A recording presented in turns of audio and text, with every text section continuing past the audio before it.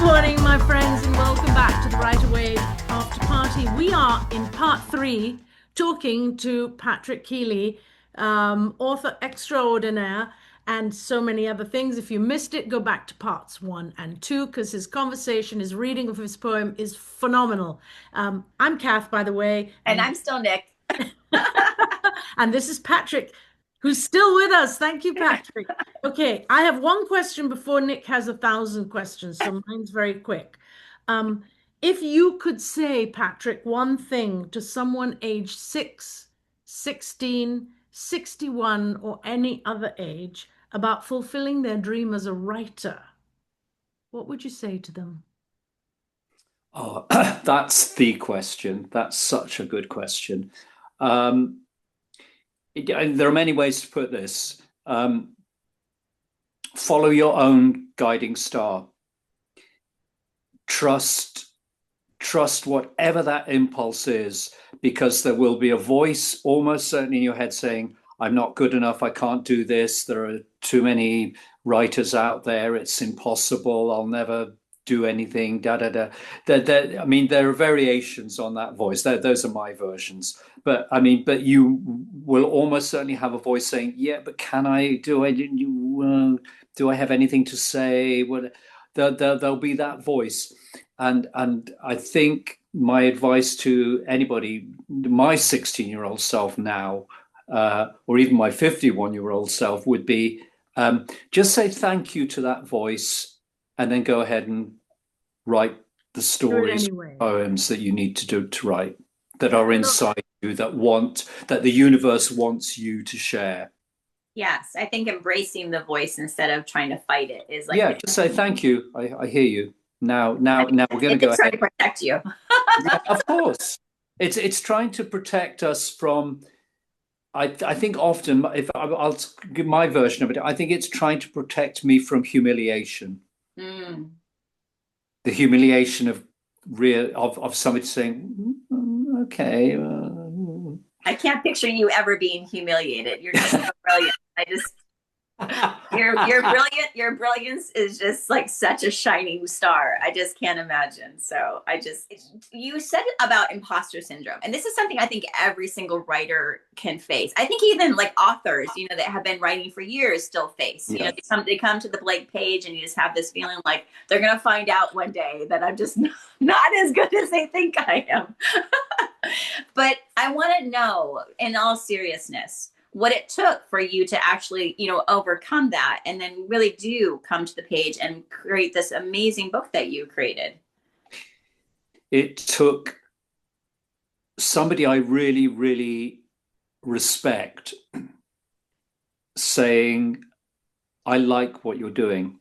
mm, Don't stop. Oh, I mm. love that. I love that. So it took validation from an Yeah, outside source, and that's something so beautiful because you think about it, like writing such a lonely, life. It's like it's really just you. I mean, the characters fulfill us, but it's really just you and the page, and you're creating these worlds and these characters, and you're like, who would ever want to read this? Like, and so exactly. when you do get that validation, it does kind of stroke your ego a little bit. It definitely does definitely brings you a place where you feel like you have fulfillment in your craft. And I love that. I love that you turned it back to community because Yeah, I and I feel like remember meeting Patrick for the first time on Zoom during COVID when we were all locked in, and the hesitancy and the worry, and then suddenly, we're doing the writing and he reads, and it's like honey being poured over you. It's this electric thing that suddenly happens, and then he takes you on this other journey, and I'm sitting there in America, and they're in England, but we're all on Zoom, and it's COVID, and we need to be entertained and loved and transported. Patrick does all of this, and I'm sitting there scratching my head, going, and this is what he's been hiding. oh, It was such a wonderful surprise, let me tell you.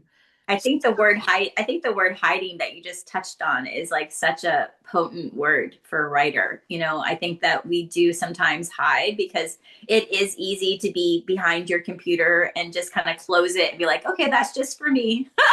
I'm not going to really share that with many people. Patrick But writes by hand. Do you still write by hand, Patrick? Some of the time, yeah, I do actually. I'm very interesting. I've got a couple of things I'd love. I'm working on a sequel, a kind Sequel? of sequel to Bog Boy, oh, nice. and and I'm absolutely immersed in imposter syndrome. I'm Oh, completely in it. well, You know, I hope this has gotten you out of it. entirely. It's like kind of, oh, you cannot be serious. No, this is not going to work. And what I wanted to add to that, that's not the point. The point that I want to add is that once you understand that it's you don't have to be an isolated, gifted genius in a Parisian garret. I mean, that you can do that if that's your choice. You can work within, a support network. You don't have to, the nuts and bolts of it is, yes, you have to sit down at the table or desk or computer or whatever and do the work, but you don't have to be alone. Yeah. That's the first thing. That's what I meant about support. But the second bit, which is you do need to develop a certain amount of toughness and Oh, resilience. It's not all hearts and flowers. It's not all, well, we love what you're doing. Of course, you need to be vulnerable enough to allow yourself to let in valid, supportive feedback. your character seems so very vulnerable and like and we always ask like writers like what you had to go through to get to that space. And for I know Kath and I, we had to do a lot of healing. Did you have to do a lot of healing to get to that vulnerability, to bring yourself back to that young boy? Huge. I mean, I've been doing a lot throughout my life. Like I'm not special pleading here, like many people. I had a very unusual childhood.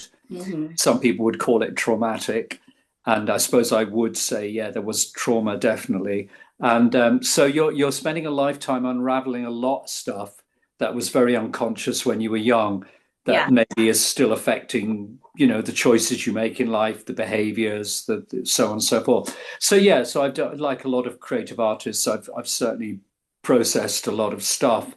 And then when you're writing, you have to give yourself permission imaginatively to go back into some of those places. And I think if one's done a little bit of self-healing work, a little or a lot or whatever, that does make it maybe a bit easier to be brave about it. Yeah. I mean, a lot of great writers were self-destructive.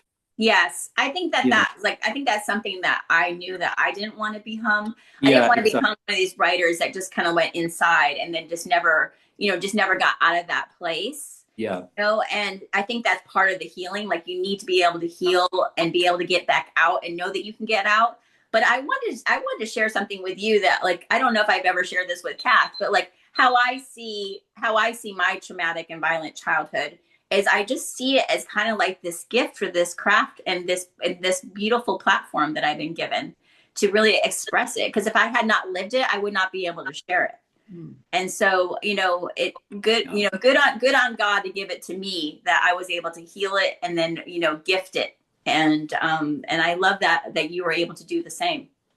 Well, on the level of soul, we're all on our soul journey. And we're here for if you want to, we're here for a reason. We're here to share our soul. We're here to share who we are in the best sense of the word. And when it comes down to it, is we're here to share love and light, I think. I love that. I absolutely love that. It's been such a pleasure, Patrick. And we have some last minute rapid fire questions. I know we're a little bit over time, but these are rapid fire questions for you.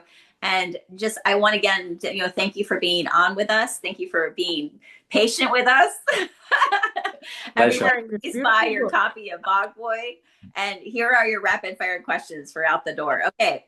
Go on. Where is your favorite place to write? My favorite place to write is probably I have a little house in France, Ooh. in a beautiful little town in the south of France called Oh my Kealey. gosh, what a lucky man. Okay. Pen or pencil or computer?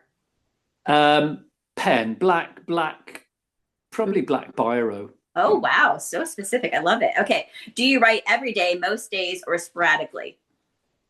Most days, Okay. I love that. something, something. So Even not, if it's only writing down my dreams. oh, I Yeah. love that. Oh. Any writing is writing. That's how I Yeah. feel. Okay. If you were an ice cream, what flavor would you be? I think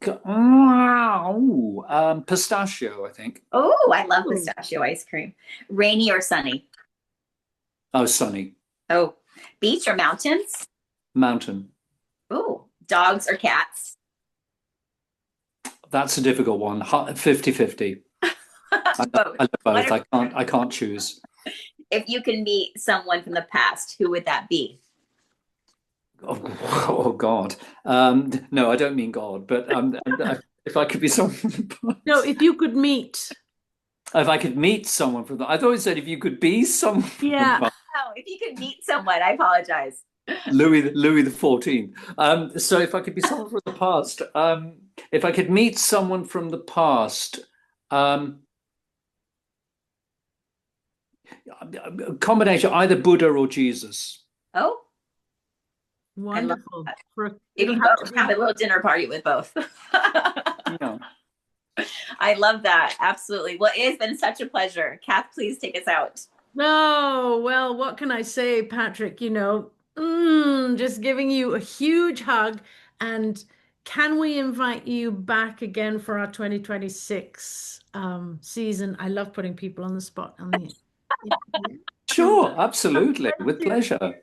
Yes, we'll see where we are in part two. Yeah. I'm Irish. I'll go anywhere that I have a chance to talk.